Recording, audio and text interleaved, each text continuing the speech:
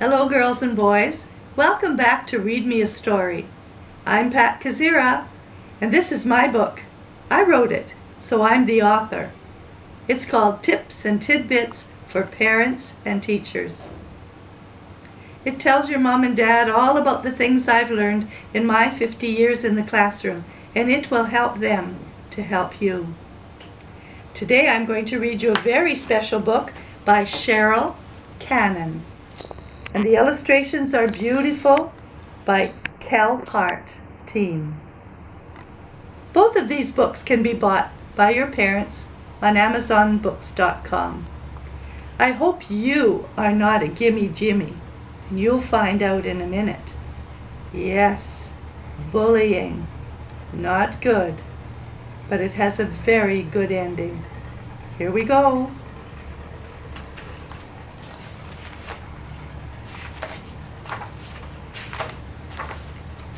This book I particularly like because it's full of rhyme.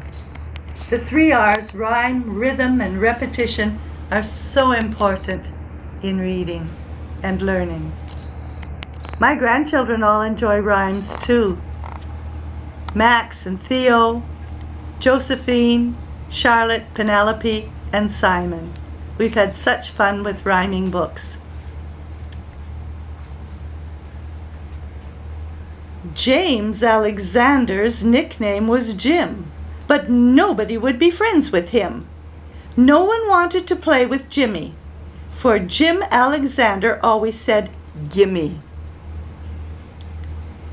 "Gimme my books," he'd say. "Gimme my toys." He'd grab from the girls, and he'd snatch from the boys. Jill didn't like him, and neither did Jack, for Jimmy would take things and not give them back. Jim was a bully at home and at school. Though nobody liked him, he thought he was cool. One day his daddy said, "Jimmy, my boy, you must learn to share, or you'll have little joy. You'd better be careful. You must understand. Your greed may show up in the size of your hand. Your hand will get bigger the more that you take, and you will be sorry you made this mistake. Your poor little hand will continue to grow until it will rest on the top of your toe." But Jimmy just shrugged and then said, to explain, "All the kids say, 'Gimme Jimmy's my name.'" When Jimmy woke up bright and early next morn, he reached for his clock to turn off the alarm. He noticed the off button seemed too very small, but he was too sleepy to think much at all. He got dressed for school and went downstairs to eat. He had trouble tying the shoes on his feet. When his dad said, "Would you like cereal, Jimmy?" he snatched the whole box while mumbling, "Gimme." All of a sudden, he felt his hand swell. It was slowly enlarging. It seemed red as well. It didn't hurt much, but it looked very strange. And Jimmy could see a remarkable change. His hand was much larger, as big as his head. "I think I know why I had trouble," he said. "Resetting my clock and tying my shoes, my fingers are way too big for me to use. Perhaps I should try not to say the word gimme." His hand twitched and grew again, startling Jimmy.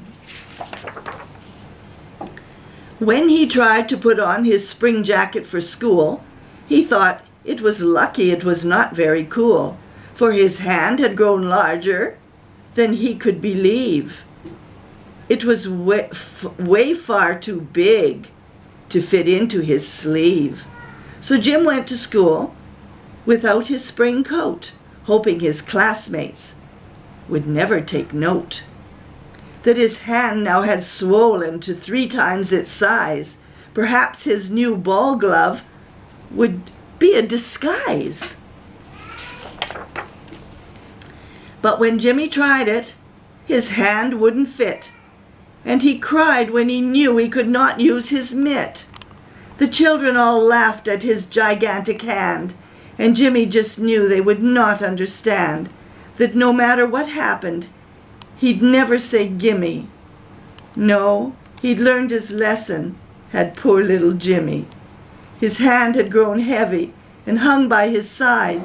It was 4 times as long and 5 times as wide.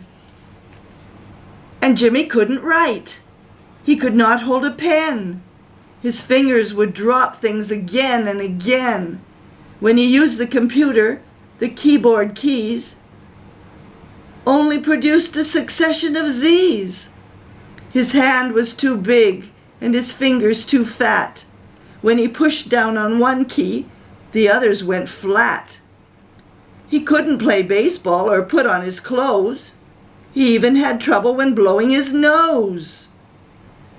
His hand was so big that it covered his face, and his head disappeared without even a trace. Said Jimmy, "I promise I'll never say gimme." And then his hand grew almost bigger than Jimmy. Now his hand rested on top of his shoe, and Jimmy just didn't know what he should do. He knew he could not say that horrible word, for each time he said it, the growing occurred. His foot was now hurting from all of the weight, and he couldn't go home now, although it was late. If he could drag it across the floor, he'd never be able to fit through the door.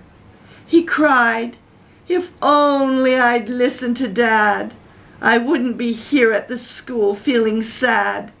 I'd be outside right now with a normal size hand. If only I knew how to shrink it again." Then in the doorway, his father appeared. He said to poor Jimmy, "It's as I had feared. You must have continued to say the word gimme, and now you are more of a hand than a Jimmy. Now you must do what I say, for I think there might be a way to help your hand shrink. The only way I know to make your hand right is to go out of your way to be very polite. Always say, 'Please, may I share this with you?' instead of just doing what you want to do. Put on a smile when you enter a room. Say 'please' and 'thank you,' no matter to whom. Ask for the things you want given to you, and hold open doors for your friends to go through." So Jimmy said, "Thank you. I'll try it your way. I'll do all I can do to try to obey." And just as he said it, his hand gave a twitch and seemed to get smaller, a small tiny bit. "It's working," said Jimmy with hope in his eyes. "I think it is shrinking back to its own size. I promise I'll be more polite and to share, to give of myself and to show that I care." So Jimmy tried very hard, day after day, to show his concern, to go out of his way, to think more of others, and to say he agrees. His hand seemed to shrink every time he said please. He made many friends and found out it was fun to finally feel good about things he had done. He shared books with Jill, and he gave toys to Jack, and never said when he expected them back. He held open doors for his teachers at school, and tried hard to practice his new polite rule. Jimmy's polite rule: to try to treat others as I'd like to be, to try to see things the way others might see, to try to be helpful and do what is right, and to try at all times to be very polite. As his hand got smaller, he made many friends. Jack and Jill came to his house once again. He found it was fun to share rather than take. He vowed never again to make that mistake. For Jimmy knew better than to ever say gimme. Now none of his friends called him Gimme Jimmy. Finally, his hand matched the other he had. "I'm very proud of what you've done," said his dad.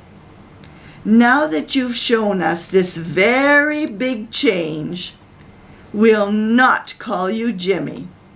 You'll have to be James." What a great ending to that book. And I don't think he'll be a Gimme Jimmy ever again. Hope you enjoyed that. And thanks again to Cheryl Cannon, the author of this book. Bye for now, girls and boys. See you again for Read Me a Story. Bye-bye.